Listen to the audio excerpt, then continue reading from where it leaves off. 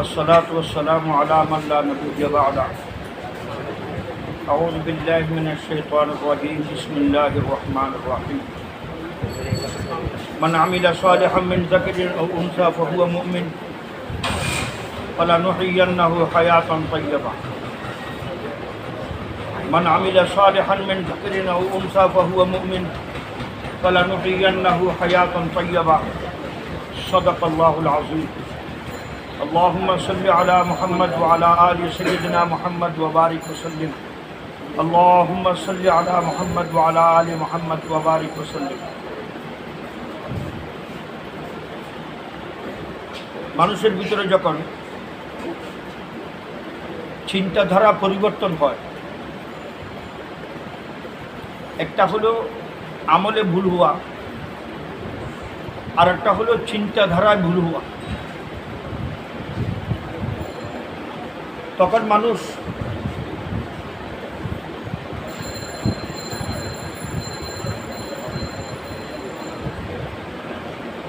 সঠিক রাস্তায় সিরাত মুস্তাকিমে আসা খুব কঠিন হয়ে যায়।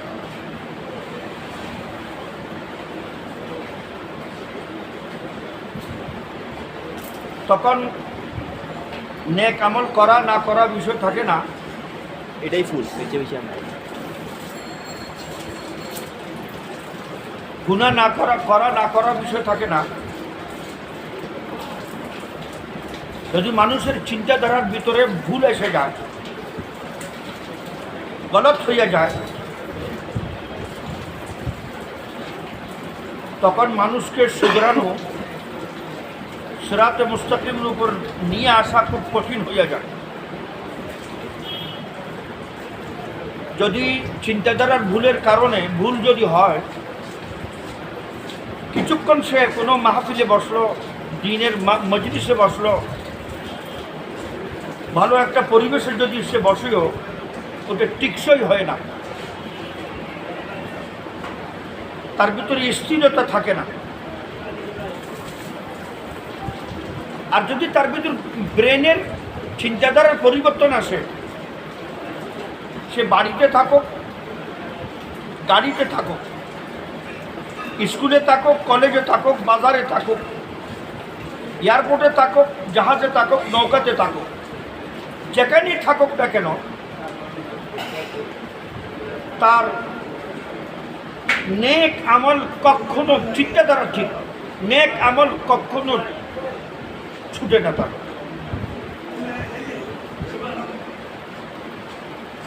নেক আমল না ছুটার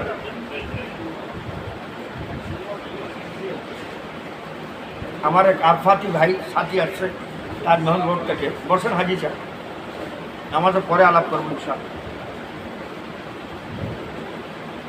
ইয়ার পরে বয়ানের পরে আলাপ করবো। সে যেখানেই থাক না কেন, তার যদি পরিবর্তন এসে যায় মাথার ভিতরে, আল্লাহ তাআলা বলেন আমি তোমার জীবন বানাইতে চাই। খুব মনোযোগ দিয়ে শুনেন এক দুটা শব্দ। আল্লাহ বলেন আমি তোমার জীবন তৈরি করতে চাই, হায়াতান তাইয়্যিবা, পবিত্র জীবন।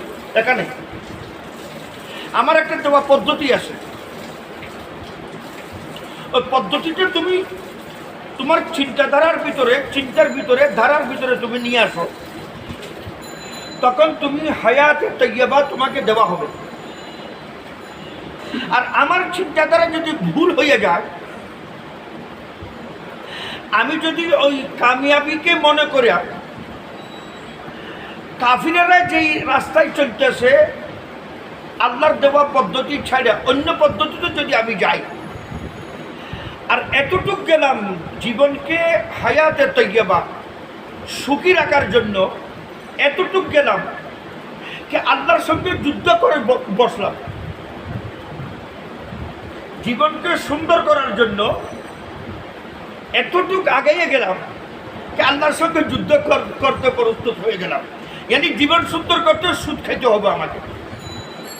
আর যদি সুদ খাই তাহলে ফাজানু বিহারবি মিনাল্লাহি ওয়া রাসূলি, আল্লাহ তার রাসূলের সঙ্গে যুদ্ধের ঘোষণা।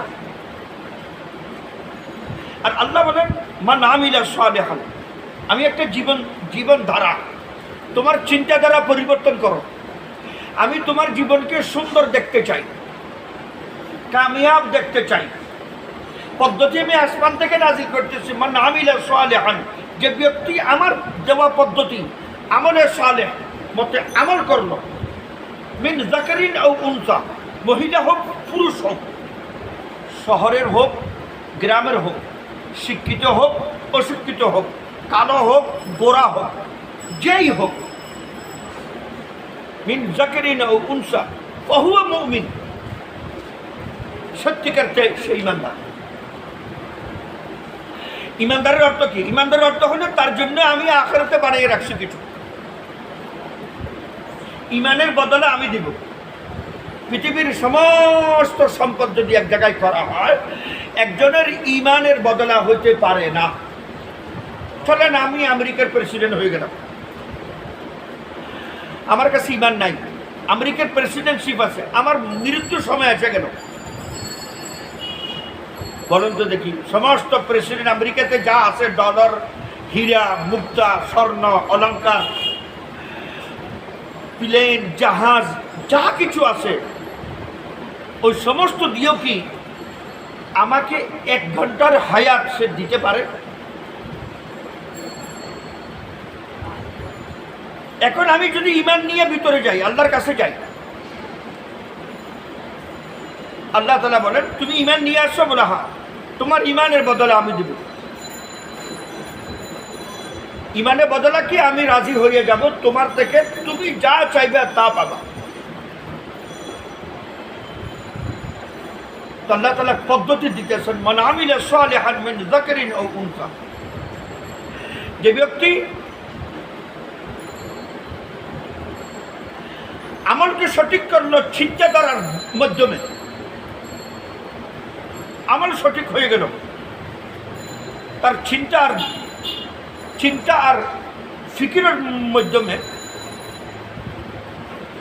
সে জীবনকে সুন্দর করতে চাবে আল্লাহ তাআলার দেওয়া আমলের মাধ্যমে। আর যার চিন্তাধারা ভুল হয়ে যায়, সে আসবাব দিয়ে, যন্ত্র দিয়ে সে জীবনকে সুন্দর করার চেষ্টা করবে।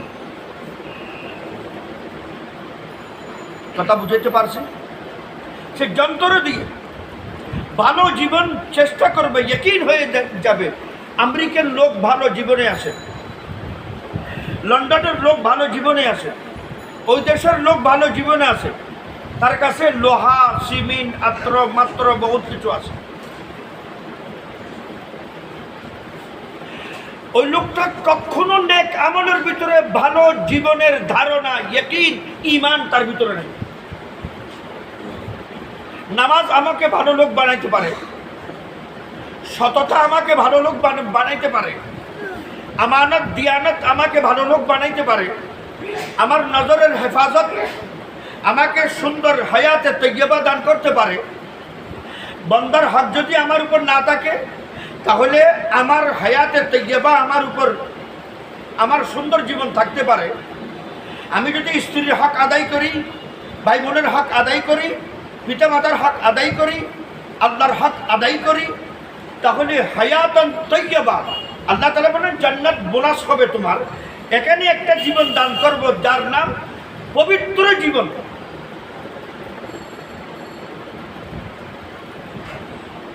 পবিত্র জীবন, এটা আল্লাহর ওয়াদা। জান্নাত এটা পরে,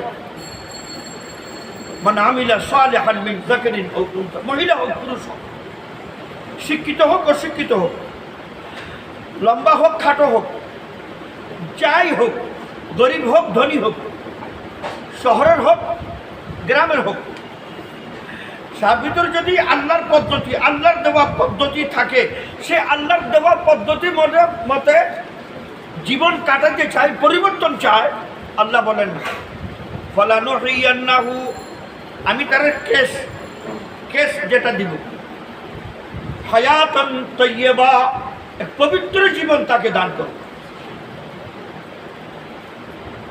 বলেন আমাদের চিন্তাধারা ভুল? আমরা তো কখনো চিন্তাই করি নাই আমলের মাধ্যমে আমি একটা পবিত্র জীবন পাবো, মহব্বতের জীবন পাবো, সম্মানিত জীবন পাবো। এখানে এখানে এখানে আবার পরে বলতেছে ওয়ালা নাজজিয়ান্নাহু, ওটা আরেকটা জীবন আছে। ওই জীবনটা ও যদি তুমি ওই জীবন চাও, আর যদি তোমার এটা যদি না হয়, ওয়ালা নাজজিয়ান্নাহুম আজরাহুম, ওই আমলের বদৌলতে তোমাকে এখানে হায়াতে তাইয়্যিবা দেওয়া হবে, মৃত্যুর পর তোমার জন্য বহুত বড় অবদান, তোমার এই আমলের বহুত বড় প্রতিদান আমি দিয়ে রাখছি।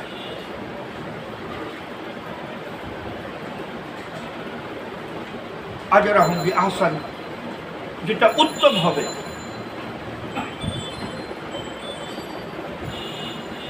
মা কানু ইয়ামালুন, যা তুমি আমল করে আসো। এখন চিন্তা করেন, আল্লাহর দেওয়া পদ্ধতি ছেড়ে আমি যদি বান্দার দেওয়া পদ্ধতি মতো চলি, অন্য লোক কামিয়াব, ওইটা কামিয়াবি না। অন্য লোককে দেখতেছি সে আসবাবকে ব্যবহার করতেছে, আসবাবকে ব্যবহার করতে করতে করতে করতে এতটুক গেল আল্লাহর সঙ্গে যুদ্ধ পর্যন্ত করলো দুনিয়াবি শান্তির জন্য। দুনিয়াবি শান্তির জন্য আল্লাহর সঙ্গে মোকাবেলা করলো, আল্লাহর সঙ্গে যুদ্ধ করলো, আল্লাহর সঙ্গে নাফরমানি করলো, আল্লাহর সঙ্গে সুদের মাধ্যমে, ঘুষের মাধ্যমে আল্লাহর সঙ্গে নাফরমানি করলো। এবার বলেন তো দেখি, আল্লাহর সঙ্গে কেউ পারে? বলেন, আল্লাহর সঙ্গে যুদ্ধ করে কেউ পারছে এ পর্যন্ত? আমরা পারবো? তখন যদি আল্লাহর সঙ্গে মোকাবেলা করা হয়, তাহলে তার জীবন কি সুন্দর হয়? তার সন্তানেরা কি এতাআত গুজার হয়? তার পরিবারের ভিতরে শৃঙ্খলা থাকে, তার জীবনের ভিতর বরকত থাকে, তার মোহাব্বত নেক লোকদের অন্তরে থাকে, তার ইনকামের ভিতরে বরকত থাকে, তাকে আল্লাহ তাআলা তার আজমত, তার গুরুত্ব মানুষের নেক বান্দাদের অন্তরে বসাইয়ে দেয় যে আল্লাহর সঙ্গে যুদ্ধ করবে। তার হায়াতের ভিতরে, তার জীবনে কখনো বরকত নামের জিনিস তার হাতে, তার মুখে, তার চোখে কখনো কোনো বরকত সে দেখতে পারবে? এই জন্য বললেন, যদি আল্লাহর দেওয়া পদ্ধতি মতে না চলে, তাহলে কুটি হোক, বাংলা হোক, ফ্ল্যাট হোক, প্লট হোক, তারে কখনো সুখী শান্তি দিতে পারে না। যদি শান্তি দিতে পারতো, তাহলে জাপানে আত্মহত্যার হার পৃথিবীতে সবচাইতে বেশি হতো না। কেন? আর্থিকভাবে জাপানের সামনে বাংলাদেশের লোকদের মান মান মান কত? সুইজারল্যান্ডের লোকের সামনে আমাদের মান কি? জাপানের পর সবচেয়ে বেশি আত্মহত্যার মান, আত্মহত্যার রেশিও সবচেয়ে বেশি জাপানের পর সুইজারল্যান্ড। তারা সমস্ত জিনিসকে আসবাব দিয়ে দেখে। আমার কাছে আসবাব কতটুক আছে, বাড়ি কিরকম, স্ত্রী কিরকম, সংসার কিরকম, আসবাব কিরকম, গাড়ি কিরকম, বাড়ি কিরকম। কিন্তু আল্লাহ তাআলা পরিষ্কার বলেন, মান আমিলা সালিহান মিন যাকারিন আও উনসা, মহিলা হোক পুরুষ হোক, যার ভিতরে আমল আছে। আমার একটা দেওয়া পদ্ধতি, সেটা পদ্ধতি কাফিরদের, আর একটা পদ্ধতি আমার দেওয়া আছে। সে আমার দেওয়া পদ্ধতি মতে চিন্তাধারাকে সঠিক করলো, বুঝে নিল, আমার কামিয়াবি আল্লাহ তাআলার পদ্ধতির ভিতরে আছে।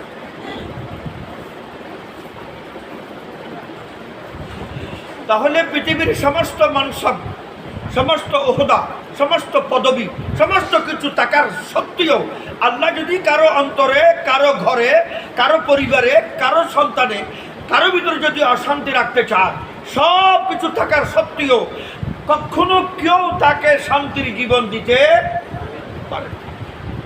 সবসময় মনে রাখবেন একটা কথা, আল্লাহ যদি না দিতে চায়, কারো পক্ষে সম্ভব না। সমস্ত ডিগ্রি আমার কাছে আছে, আল্লাহ শান্তি দিতে চাইতেছে। যাদের কাছে সমস্ত ডিগ্রি আছে, স্কুল আছে, কলেজ আছে, ভার্সিটি আছে, তাদের জীবন দেখে নেন আজকে।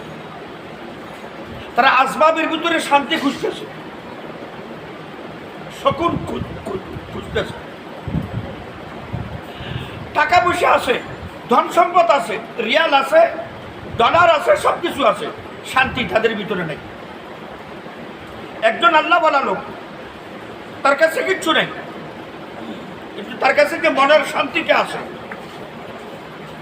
এই মনের শান্তিটা একমাত্র মান আমিলা সালিহান মিন যাকারিন আও উনসা, আল্লাহর রাস্তায় আল্লাহর হুকুমে চলার ভিতরে মনের শান্তি আছে।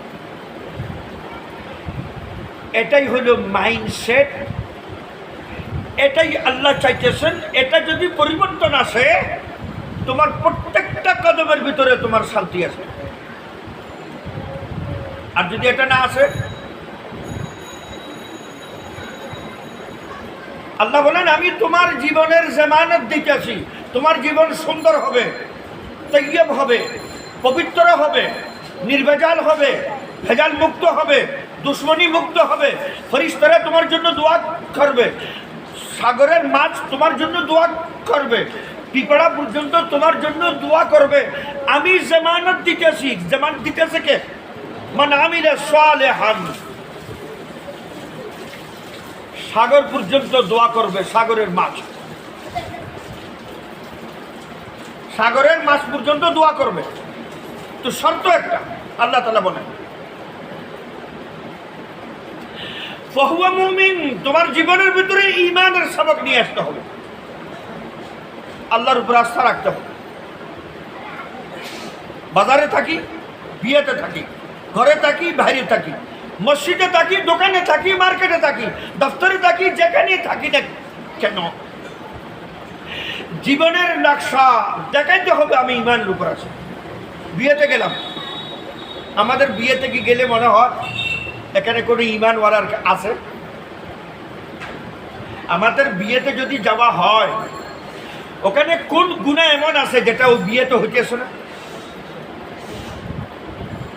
তারে বলতে পারবো তোমার শাদী মুবারক। এত গুনাহের মধ্যে আল্লাহ তাআলা বলবেন বরকত তো আমি দিই, এটা 3 বছর টিকে কঠিন হবে। বউ বলবে তোর সঙ্গে থাকবো না, স্ত্রী বলবে, জামাই বলবে তোর সঙ্গে তোরে রাখবো না, ওই বলবে খোলা নিবে, এই বলবে তালাক দিব। কেন? এত গুনাহ জমা হয়ে গেছে ওখানে। একমাত্র একটা স্বভাবের কাজ ছিল, নেকাটা আরবিতে পড়া হলো, বাকি বেহায়াপনা, অশ্লীলতা, উলঙ্গপনা, এমন কোনো গুনাহ বাকি নেই যে গুনাহ বিয়েতে হয় নাই। বলেন তো দেখি, ওখানে বলা যাবে আপনার শাদী মুবারক? আল্লাহ তো, এটা তো ইবাদত। এমন গুনাহ, ছেলে নামাজি, তার বরযাত্রী যাবে, জোহরের নামাজ শেষ, মেকআপ করে আসছে, যে আসরের নামাজ শেষ, মাগরিব শেষ, সে যদি বেসিনে যায় ওযু করার জন্য, বলবে 5,000 টাকা 10,000 টাকা দিয়ে তো আমি বেসিন থেকে এইমাত্র আসলাম। ওই যে কি হাউস, হ্যাঁ, বিউটি পার্লার থেকে, মেয়ের পিছনে 15 থেকে 20,000 টাকা ব্যয় হলো। নামাজি মেয়ে, তার জীবন পরিবর্তন হবে, তার জন্য দোয়া করা হবে, আল্লাহ এই মেয়েটারে আপনি ফাতেমার মতো করে দেন তার জীবন। আর প্রথম এই আমলে যাওয়ার সঙ্গে সঙ্গে তার জীবনের পরিবর্তন কি আসলো? নামাজ কাজা। ফাতেমার মতো জীবন হতে পারে? আলীর মতো জীবন হতে পারে? আয়েশার মতো জীবন হতে পারে? ইউসুফ আর জুলেখার মতো জীবন হতে পারে? আদম আর হাওয়ার মতো জীবন হতে পারে? প্রথম কদম মানে আমিলা সালিহান মিন যাকারিন আও উনসা, যাকার উনসা, মহিলা পুরুষ, স্বামী স্ত্রী, আমি এদিকে নিয়ে আসলাম। তার জীবনে সালিহান, প্রথম দিন, পরিবর্তনের দিন, বিবাহের দিন, নেকাহের দিন, জান্নাতের দিন, গুনাহ থেকে মুক্ত পাওয়ার দিন, আমানতকে যার আমানত তার কাছে ফেরত দেওয়ার দিন। বিয়ের অর্থ কি? আমি বালিগ হওয়ার থেকে বিয়ে করা পর্যন্ত 15 বছর থেকে 25 বছর, 24 বছর, 27 বছর, 28 বছর পর্যন্ত এই যৌবনকালকে হেফাজত করে কলেজ, ভার্সিটি, পার্ক মার্ক, হাবি জাবি, পিকনিক টিকনিক এখান থেকে হেফাজত করে তোমার আমানত তোমার কাছে নিয়ে আসি। তুমি তোমার আমানতকে তোমার সুপুর্দ করলাম। এই আমানত ফেরত দেওয়ার নাম বিয়া। আমি নষ্ট হতে দিই নাই কোনো জায়গায়। বহু জায়গায় সুযোগ ছিল, নষ্ট হতে দিই নেই। এটাই তাকওয়া। তাকওয়া দাড়ি টুপির নাম না। আজকে তো ভালো করে বুঝে যাবে। আমি তাকওয়ার দুটো তারিফ করে থাকি। তাকওয়া কারে করে? ইমাম শাফিঈ রহমতুল্লাহ আলাইহির যুগে এক বাদশা ছিলেন।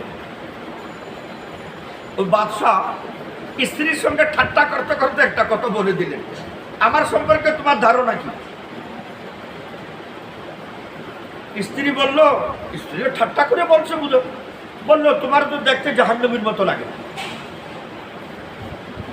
স্ত্রী মুখে যদি এই কথা শুনে যা বলেন তো দেখি, খুব রাগ আসে। ইবনে জাওজি রহমতুল্লাহ আলাইহি এই ঘটনাটা লিখেছেন, জবরদস্ত ঘটনা। বললেন, আমি যদি জাহান্নামী হই, জান্নাতি না হই, তোমারে 3 তালাক। পুরুষের তো রাগ আসলেই সবচেয়ে বড় মিসাইল, হাতিয়ার, বন্দুক হলে একটাই, আর কোনো হাতিয়ার তার কাছে নেই। বাদশাহ, এত বড় বাদশাহ। ইমাম শাফিঈ রহমতুল্লাহ আলাইহি সম্পর্কে ইবনে জাওজি রহমতুল্লাহ আলাইহি লিখেন, তখন তার বয়স 12, 13, 14 হবে, বেশি থেকে বেশি। বড় বড় আলিমদেরকে ডাকানো হলো। তারা বলতেছে তালাক তো হয়ে যাবে। কেন? আপনি মৃত্যুর পরেই জানতে পারবো আপনি জান্নাতে কি জাহান্নামে। এর আগে জানা তো অসম্ভব। বুঝেন নাই? আমি জান্নাতে কি জাহান্নামে এখন কেউ বলতে পারবে? মরার আগে, মরার পরে তো জানতে পারবে।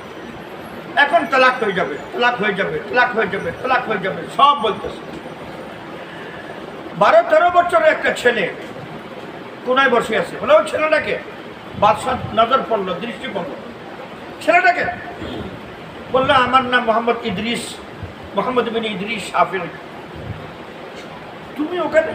বলে, বড় বড় ওস্তাদ, আলিম, ওলামা, মুফতি, ফকিহ এদের কথা শুনতেছিলাম।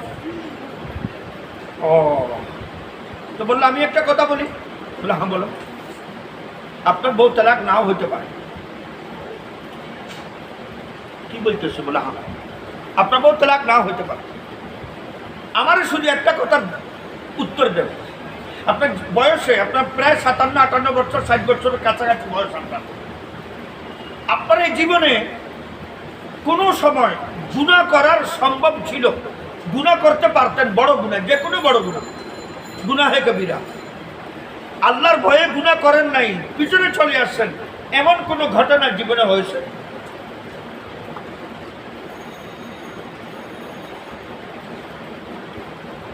বললেন, একটু চিন্তা করতে দাও। বললেন, হ্যাঁ।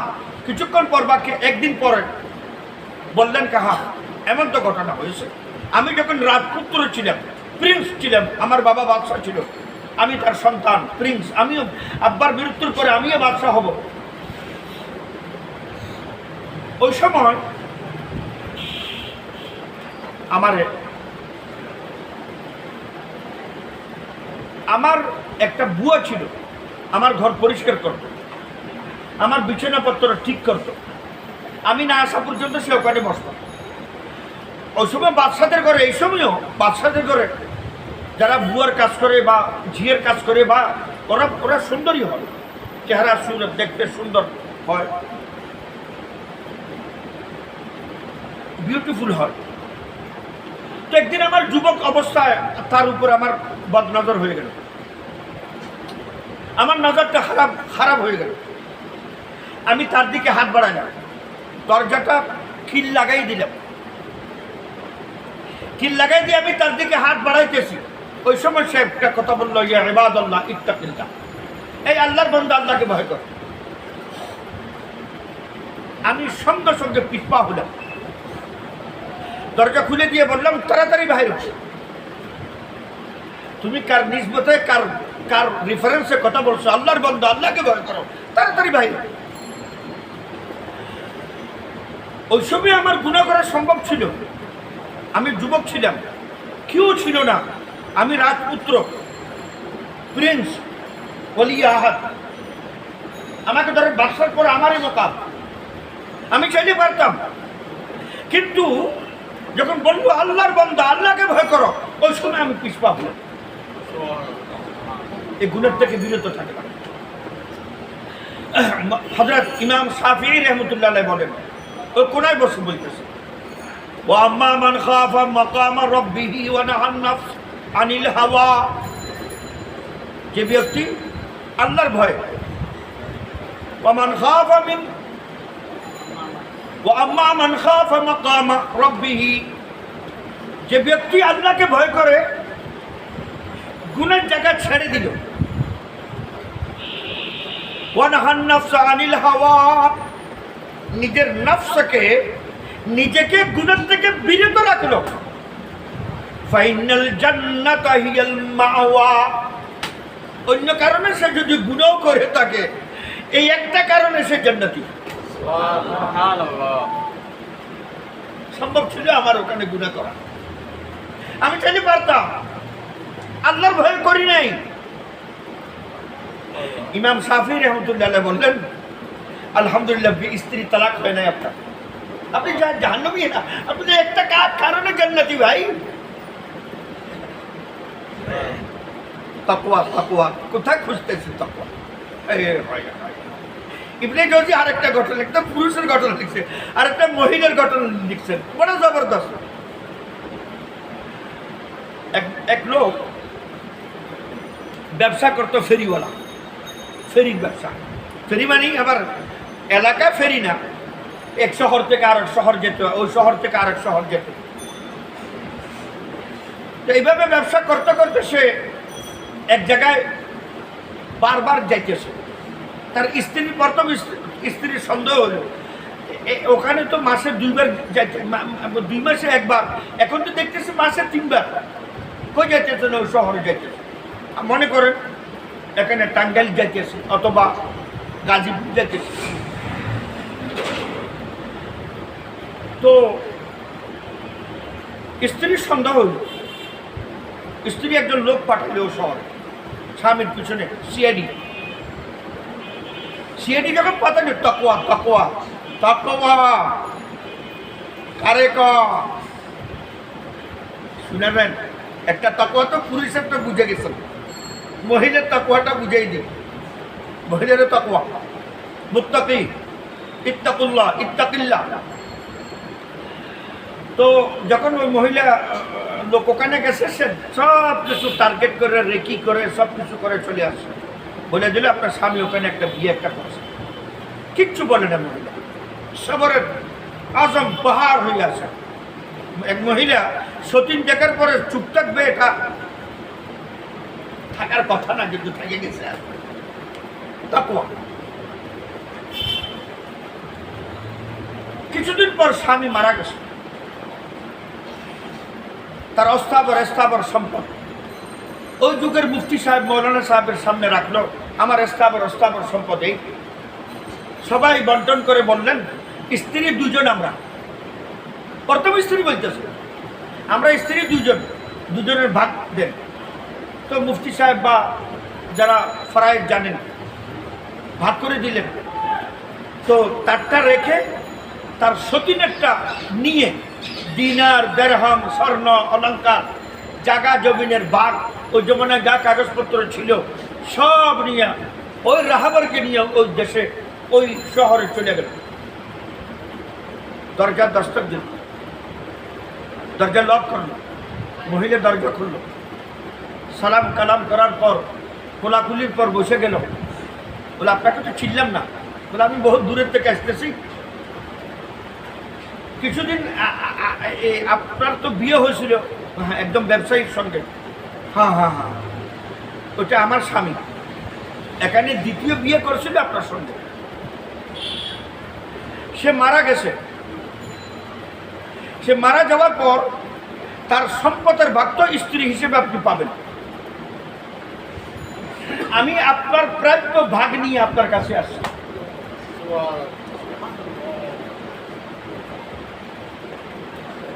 ইল্লাল্লাহ ইল্লাল্লাহ সুবহানাল্লাহ সুবহানাল্লাহ। দরুদ হুজুর দাঁড়াইয়ে পড়বো কি বসে পড়বো, শুয়ে পড়বো, কি খেয়াল? তাকওয়া কোথায়? আমরা কোথায়? বললেন তোমার আমি ভাগটা নিয়ে আসছি। আল্লাহু আকবার। এটা তোমার ভাগ, আমার ভাগ আমি রেখে আসি। তোমার প্রাপ্য তোমাকে পৌঁছানোর জন্য আসি, যেন আমার শৌহর মরহুম, আমার স্বামী মরহুম যেন কিয়ামতের দিন এখনো কোনো আযাবের সম্মুখীন না হয়, এই জন্য তোমার কাছে দিতে আসি। ওই যে ভদ্র মহিলা দ্বিতীয় স্ত্রী বলতেছে, মাশাআল্লাহ জাযাকুমুল্লাহ, আমার আপা জান, আমার বুবু জান, আমার আপা, আমার বোন, আরেকবার কলা মিলেনি, আলহামদুলিল্লাহ। সত্য কথা কি, আমার সঙ্গে বিয়ে তো হয়েছিল। এই গতবার শেষবার যখন উনি এখান থেকে যাবেন, তখন আমার দায়মোহর আদায় করে আমাকে তালাক দিয়ে তারপরে এখান থেকে গেছে।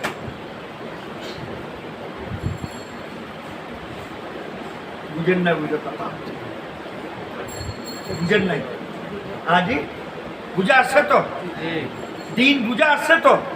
ঘটনা না, ঘটনা না, না ঘটনা না, দিন বুঝে আসছে তো? দিন কারে কয়?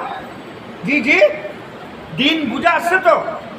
বলতেছে আমাকে তালাক দিয়ে দিছে, আমি আর সম্পদের অধিকার রাখি না, বিরাসতে আমার হক নাই, আমার প্রাপ্য যা ছিল দায়মোহর আমি পেয়ে গেছি, দায়মোহর আদায় করে তালাক দিয়ে উনি চলে গেছেন, ওনার সঙ্গে আমার কোনো সম্পর্ক নাই।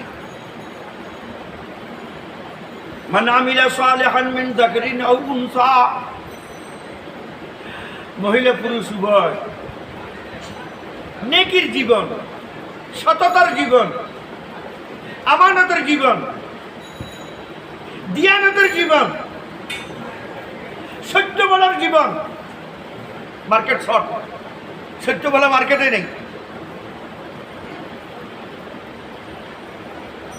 এটা যদি পারে, আল্লাহ তাআলা বলেন, আল্লাহর ওয়াদা, আল্লাহ বলেন আমি জামানত দিতেছি, আমি ফালানুহিয়ান্নাহু হায়াতান তাইয়্যিবা, তার ঘরকে আমি পবিত্র ঘর দিব তারে। আমি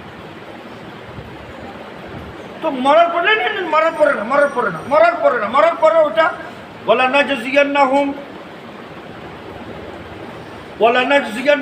আজরাহুম বিইহসান মা কানু ইয়ামালুন। ওটা তো এহসান করব পরে, কেশ দিয়ে দিব, এখানে কেশ, পবিত্র একটা জীবন দিব তারে, শান্তিময় একটা জীবন।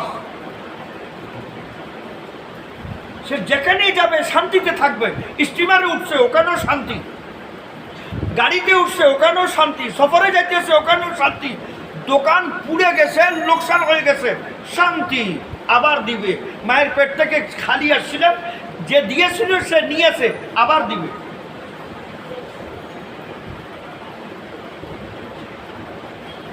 আল্লাহ বলতেছেন আমি আমি আমি জামানত নিতেছি, আমি তারে হায়াতে তৈয়বা দান করব। সে মসজিদে হোক। এতদিন পর্যন্ত আমাকে কি শিক্ষা দেওয়া হলো?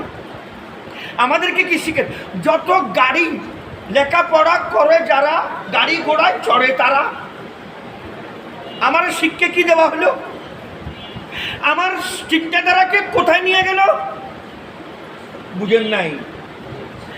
আমার চিন্তা, আমার ধারা, আমার জীবনের ধারা, আমার মঞ্জিল, গন্তব্য কি করলো?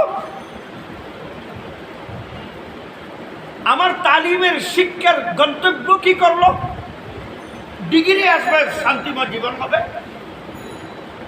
যাদের কাছে ডিগ্রি আছে, মন্ত্রণালয় চালাইতে পারে, কিন্তু পরিবার চালাইতে পারে না, একটা স্ত্রী ঘরে ওটা চালাইতে পারে না। কেন? ওই ইলিম কোরআনে আছে, ওই ইলিম তাদের শিক্ষা প্রতিষ্ঠানে নাই। সে ডিপার্টমেন্টের হেড হইতে পারে, সে ডিপার্টমেন্ট চালাইতে পারে, মন্ত্রণালয় চালাইতে পারে, ডিভিশন চালাইতে পারে, ডিস্ট্রিক্ট চালাইতে পারে, কোম্পানি চালাইতে পারে, বড় বড় দেশ বিদেশে সব কিছু করতে পারে, কিন্তু তার ঘরে স্ত্রী নেই, স্ত্রীকে ভয় পায়। ইউরোপে তো সাদিয়ে নেই, কেন? তার কাছে শিক্ষা নাই, যে শিক্ষা তার মনের ভিতরে শান্তি নিয়ে আসতে পারে, যে শিক্ষা তার মনের ভিতরে শান্তি নিয়ে আসতে পারে। একটু জিজ্ঞাসা কর, যে শিক্ষা তার ভিতরে শান্তি নিয়ে আসতে পারে। সন্তানকে দেখলে রব্বানা হাব লানা মিন আজওয়াজিনা ওয়া যুররিয়াতিনা কুররাতা আয়ুন, সন্তানকে দেখার পর মনে শীতলতা এসে গেল, চোখে শান্তি এসে গেল, মনে শীতলতা এসে গেল। ওখানে বিয়েই নাই, বিয়ে নাই, শাদী নাই, শীতলতা কোথা থেকে আসবে? সন্তানের দেখতে পারতেছে না। আল্লাহ তাআলা বলেন, তুমি যদি এই জীবন যাপন করো, মান আমিলা সালিহান মিন যাকারিন আও উনসা, তুমি যদি জীবন আমার হুকুমের উপর নিয়ে আসো,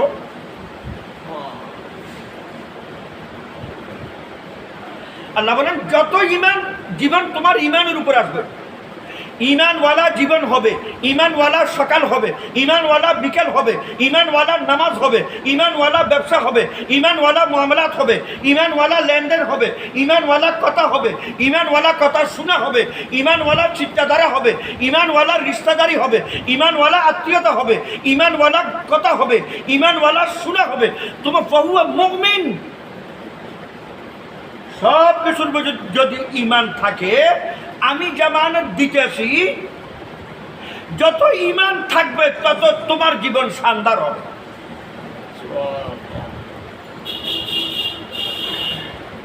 আর যদি তুমি এই রাস্তা ছাইড়া অন্য কোনো রাস্তায় জীবন সুন্দর করতে চাও, ইহুদিদের মতো, খ্রিস্টানের মতো, হিন্দুদের মতো, আমার হুকুমের ভিতরে আমলে সালেহের মাধ্যমে তুমি জিন্দগি সুন্দর করতে চাও না, আমি তোমাকে তাদের উপর ছেড়ে দিব।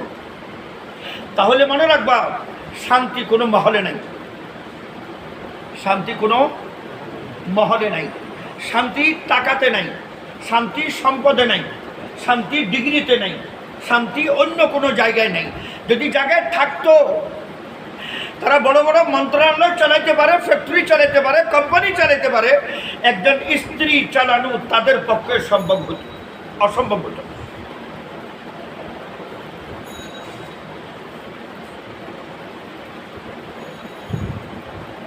এই জন্য আল্লাহ তাআলা বলেন, যদি তোমার জীবনকে সুন্দর করতে চাও,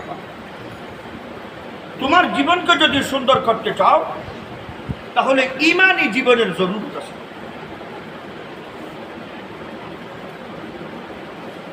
আমলে সালেহ, কি কি আমলে সালেহ? আমি 5টা জিনিসের নাম বলে দিই, একটা সূরত বুঝাই দিই, অতি সুন্দর বুঝে যাবে। বুনিয়াদ ইসলাম আলা খামস, ইসলামের বুনিয়াদ কয়টা? জোরে বলে, 5টা। আমরা এখানে বসছি কেন? কিসের কারণে? বুনিয়াদের কারণে। বুনিয়াদ থাকলে বসা যায়, ঠিক কিনা বলেন? বুনিয়াদ অর্থ হলে ভিত্তিটা, ভিত্তি থাকার কারণে তো বসছি এখানে। কিন্তু বুনিয়াদ আমাকে তুফান থেকে, বৃষ্টির থেকে, ধুলের থেকে, বালুর থেকে, রোদ থেকে, ধূপ থেকে বাঁচাইতে পারবে না। বুঝেন না কথা? তার জন্য দরকার কি হবে? বলেন না ভাই, ছাদের দরকার হবে না? রাসূলুল্লাহ সাল্লাল্লাহু, দেখেন এবার এদিকে দেখেন, খুব সুন্দর করে বুঝে নেন। ইমানি জীবনের কিভাবে ইমানি জীবনের ভিতরে আসবো, সুন্দর করে বুঝে নেন। বুনিয়াল ইসলাম আলা খামস, আমার কাছে নামাজ আছে, রোজা আছে, হজও আছে, উমরাও আছে, যাকাতও আছে। আমি বুনিয়াদ পেলাম, ছাদ নাই, ছাদবিহীন ঘরে আছি। তো ইয়া রাসূলুল্লাহ, এটা তো আমি পাইলাম মাত্র বুনিয়াদ।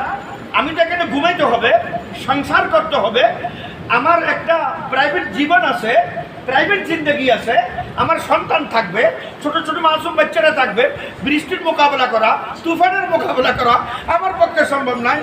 রাসূলুল্লাহ সাল্লাল্লাহু আলাইহি ওয়াসাল্লাম উত্তর দিতেছেন, বুইস্তু ফীকুম, খুব মনোযোগ দিয়া, বুইস্তু ফীকুম, আমি চলে আসছি না, আপনি কেন আসছেন? লিউতিম্মিমা মাকারিমাল আখলাক, যে 5টা জিনিস দিয়ে বৃত্তি পাইছ, ওই ঘরের নামাজওয়ালা খাম্বা, নামাজওয়ালা রোজাওয়ালা খাম্বা, জাকাতওয়ালা খাম্বা, হজওয়ালা খাম্বা, ইমানওয়ালা খাম্বা, এই খাম্বার সব আমার আখলাকে হলে খাম্বার সব। বুইস্তু ফীকুম, আমি আসছি, কি নিয়ে আসছেন? লিউতিম্মিমা, ছাপ দেওয়ার জন্য। কিসের ছাপ? ছাপ কিসের? কি দিয়ে ছাপ দিবেন? মাকারিমাল আখলাক, আমার চরিত্রিক গঠনমূলক এই ছাপটা, সবরের ছাপ, বদলা না নেওয়ার ছাপ, ক্ষমা করার ছাপ। বুঝেন নাই? নিজের অধিকার থেকে ক্ষমা করার ছাপ। কথা বুঝতেছেন? একজনের দোষ দেখার পর না দেখে ভান করে চলে যাওয়ার ছাপ, নিজেকে ক্ষুধার্ত রেখে অন্যজনের জরুরত পুরো করার ছাপ। এ সমস্ত, এটা হলো রাসূলুল্লাহর আখলাক। একজন আত্মীয়তা ভাঙতেছে, রক্তের আত্মীয়তা, আমি আত্মীয়তার জোড়া লাগাইতেছি কেন? এটা রাসূলুল্লাহর আখলাক। একজন আমাকে কষ্ট দিল, ক্ষমা চাওয়ার আগে আমি ক্ষমা করলাম কেন? সে আমার জন্য যেন জাহান্নামে আটকাই না যায়। কথা বুঝতেছেন? আচ্ছা, এবার দেখেন, এবার আমি একটা বিপরীত কথা বলতেছি। আমার কাছে রোজা আছে, আখলাক নাই, চরিত্র আমার ঠিক নাই, আমার মা আমার সঙ্গে থাকবে? বলেন না ভাই, বলেন। হ্যাঁ, আমার কাছে রোজা, প্রত্যেক রমজানে আমি উমরায় যাই, প্রত্যেক কোরবানির সময় হজ করতে যাই, কিন্তু আমার কাছে আখলাক নাই, আমার বোন আমার সঙ্গে থাকবে? বলেন না। আমার চোখ বলবে না না না না, এর সঙ্গে তো থাকবো না। কেন? এর চোখের কোনো ভরসা নেই। প্রত্যেকটা মহিলাকে একই দৃষ্টিতে দেখে। বুঝেন না কথা? আমার কাছে রোজা আছে, রমজানের রোজাও আছে, এই যে মুহররমের রোজাও আছে, শাবানের রোজাও আছে, প্রত্যেক আইয়ামে 20, 13, 14, 15 রোজাও আছে, আরো নফল রোজা আছে। রোজাই রোজা আমার জীবনে, কিন্তু আমার কাছে আখলাক নাই। আমার মেয়ে আমার সঙ্গে থাকবে রোজার কারণে, তাহলে নামাজের কারণে আমার মা যদি আমার সঙ্গে না থাকে, কেন? আখলাকের ঘাটতি ওখানে আছে। এই জন্য রাসূলুল্লাহ সাল্লাল্লাহু আলাইহি ওয়াসাল্লাম এই বুঝাইতেছেন, মান আমিলা সালিহান মিন যাকরিন আও উনসা, যার ঈমানী জীবন হবে, আখলাকি জীবন হবে, চরিত্রিক জীবন হবে, গঠনমূলক জীবন হবে, আখলাকের রাসূলের জীবন হবে, মিন যাকরিন আও উনসা, পুরুষ হোক মহিলা হোক, পুরুষ হোক মহিলা হোক, ফাহুয়া মুমিন, তার জীবন হবে ঈমানের উপর। আমল প্রমাণ করে আমার জীবন কোথায় আছে? ঈমানের উপরে আছে। এজন্য আর যদি তা না হয়, ওয়ামান আ'রাদা আন যিকরি, আর যে ব্যক্তির জীবনে জিকির নাই, আল্লাহর স্মরণ নাই, আল্লাহর কথা নাই, আল্লাহর কখনো স্মরণ করে না, আল্লাহ সম্পর্কে জানে না, আল্লাহরই চিনে না। কবরে গেলে তো প্রথমে প্রশ্নটা করবে, মান রব্বুকা, আল্লাহকে চিনে আসছো কিনা? বলবেন হা হা লা আদরি, আমি তো জানি না, চিনি না। তারে 70 বছরে একটা লাইন আল্লাহ সম্পর্কে পড়ি নাই, আল্লাহর গুণ সম্পর্কে জানি নেই। তখন কি হবে বলেন তো দেখি? কি হবে বলেন? কবরে যাওয়ার সঙ্গে সঙ্গে প্রশ্ন একটাই, মান রব্বুকা, আল্লাহকে চিনে আসছো কিনা?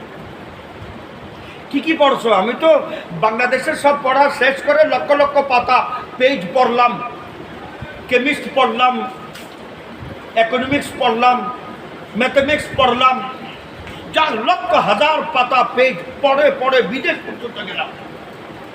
কিন্তু আল্লাহ সম্পর্কে তো একটা পেজ একটা পাতা পড়ি নাই, তারে জানি নাই, তারে চিনি নাই, তার সম্পর্কে কিছু জানি নাই।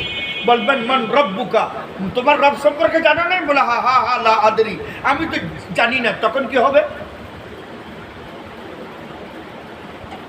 মান আরাদা আন যিকরি, যার জীবনে স্কুল লাইফ নষ্ট হলো আল্লাহর চিনে নাই, কলেজ লাইফ নষ্ট হলো আল্লাহকে চিনে নাই, ভার্সিটির লাইফ নষ্ট হলো আল্লাহকে চিনে নাই, অবিবাহিত লাইফ নষ্ট হলো আল্লাহকে চিনে নাই, বিবাহিত লাইফ নষ্ট হলো আল্লাহকে চিনে নাই, বায়ু বিরুদ্ধের লাশ আস্তে আস্তে 50-60-70 বছর নষ্ট হলো আল্লাহকে চিনে নাই।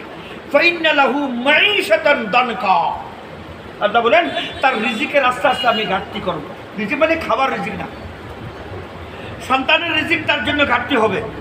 সন্তান থাকবে কিন্তু থাকলেই বলবে এই সন্তানটা হওয়ার থেকে না হওয়াটাই ভালো ছিল। ঘরে ঢুকলে মনে হবে আমি জাহান্নামে ঢুকছি, বলবে উফ এখান থেকে কিভাবে আমি খালাস পাই। মরতে চাইবে, মরতে পারবে না, আর সে জীবিত থাকার চেষ্টা করবে, জীবিত থাকার পরিবেশ তার থাকবে না।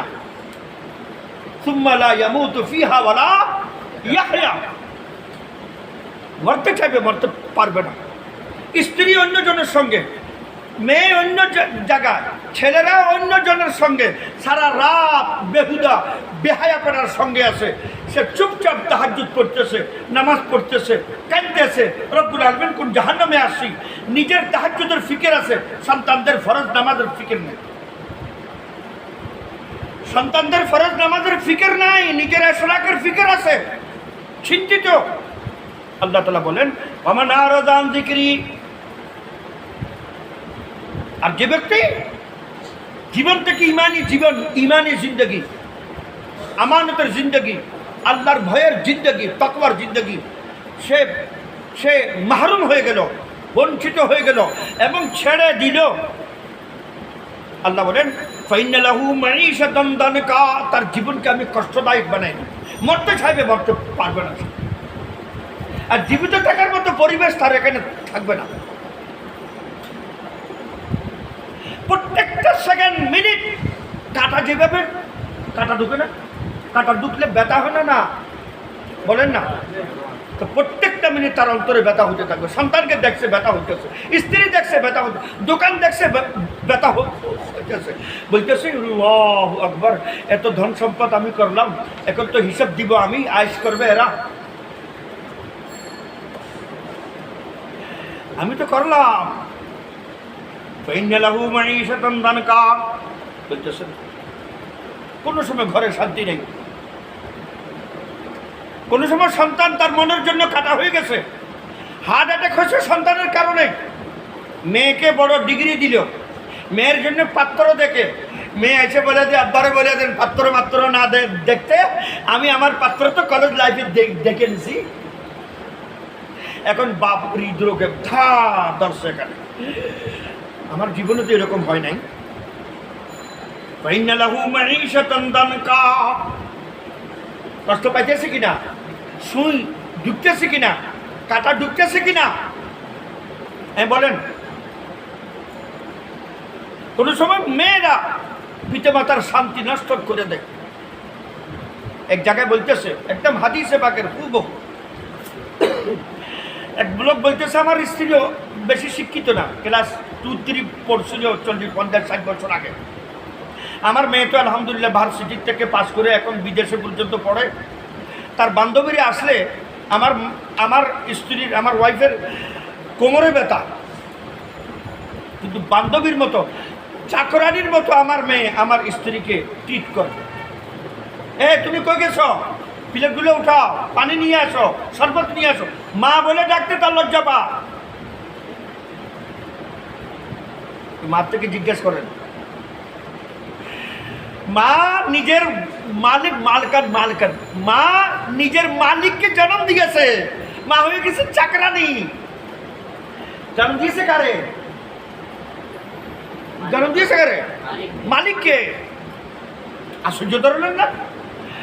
মালিক চাকরানি জন্ম দিতে পারে, কিন্তু চিন্তা করেন তো দেখি, মা কারে দিল জন্ম? হ্যাঁ, চাকরানি কি? হাদিসে পাকে এটাই আছে, কিয়ামতের আলামতের ভিতরে এটাই আছে। ফাইন্না লাহু মাঈশাতান দানকা, এটা কিয়ামতের আলামত। আর সবার ভিতরে একটা অজানা ভয়। কি জানা ভয়? এই যে আছে না করুণা, জানাবো না অজানা ভয়। মোসাফা করবি না, অজানা ভয়। মুখে মুখোশ দে, অজানা ভয়। কি ভাই, দূরে থাক, অজানা ভয়। স্বামী স্ত্রী বাইরে এসে ঘরের থেকে একসঙ্গে ঘুমাইলো, একসঙ্গে খাইলো, সব কিছু রিক্সাতে একসঙ্গে গেল, আর যখন গাড়িতে গেছে বলে এক এক সিটে বসে, অজানা ভয়। দেখছেন কি সুন্দর সিদ্ধান্ত। জানি সারা রাত একসঙ্গে থাকলো, ভয় ছিল না, নাস্তা করলো, খাবার দাবার করলো, এক রিক্সায় গেল, এখন ট্রেনে উঠবে। কোথায় উঠবেন? ট্রেনে বা বাসে উঠবে। বলতেছে দুজন দুটা সিট, তো এক একটাতে বসে। তো জানকা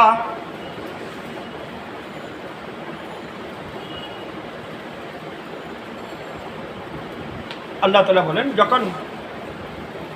তুমি যখন আমার জিকির ছেড়ে দিছ, আমার ঘোষণাও শুনে নাও, তোমার সন্তান তোমার রোগের কারণ হবে, তোমার সম্পদ তোমার দুশ্মনির কারণ হবে, তোমার স্ত্রী তোমাকে ছাইরা তোমার চোখের সামনে আরেকজনকে নিয়ে ঘর সংসার করবে।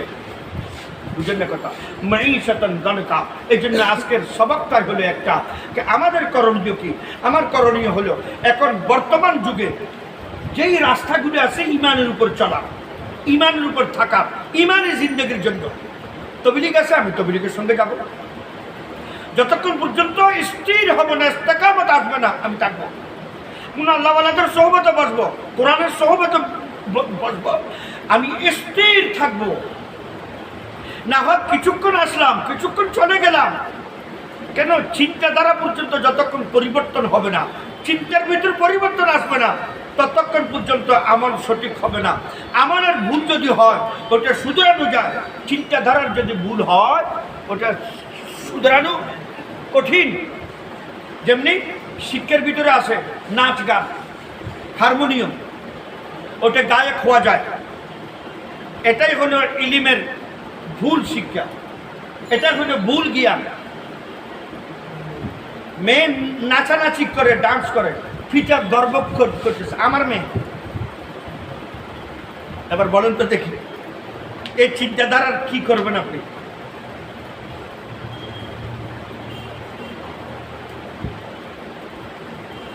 আল্লাহকে রাসূলুল্লাহ সাল্লাল্লাহু আলাইহি ওয়াসাল্লাম আসছিলেন এই কাজের জন্য, আসছিলেন এই কাজে।